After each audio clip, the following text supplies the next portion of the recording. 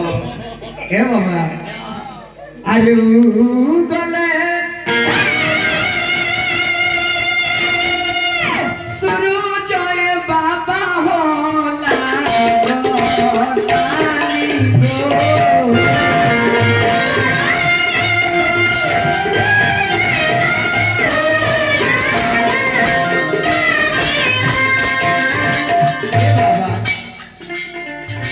राहुल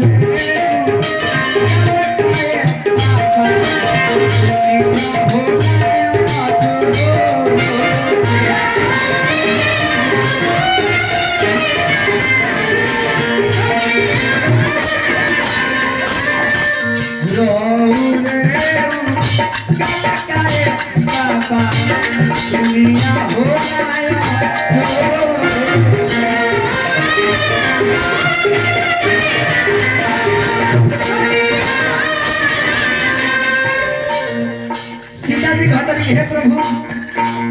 यहाँ का जो धनुष के सामने आवता धनुष के दूरे खातिर आवता नहीं यहाँ के रौरे कुल के भूषण है रौरे तनी से हमार मदद कर दिए बहुत तरीका बचपन के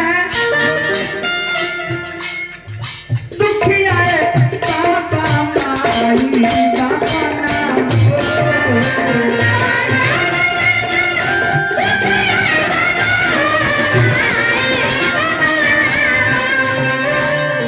बाबा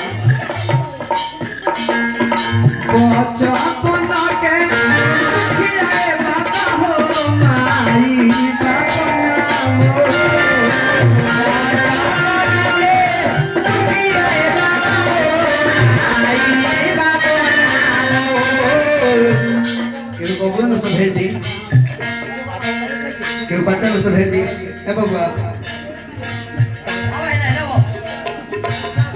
हे प्रभु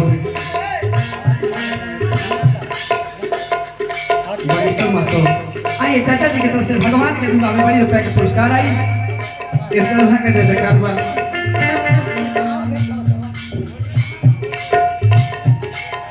बहुत तरीका एक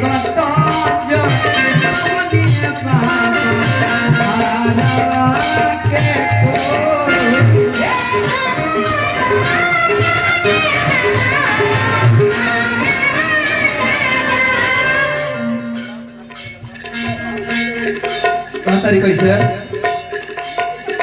आचर भइला के भिखो मांगत बानी जत रखी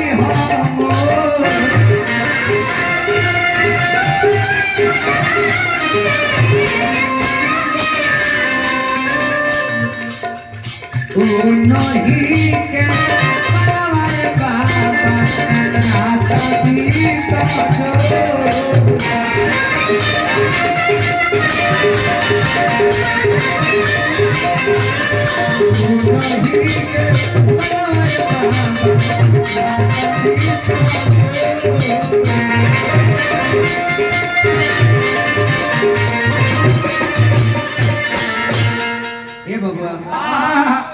सीता जी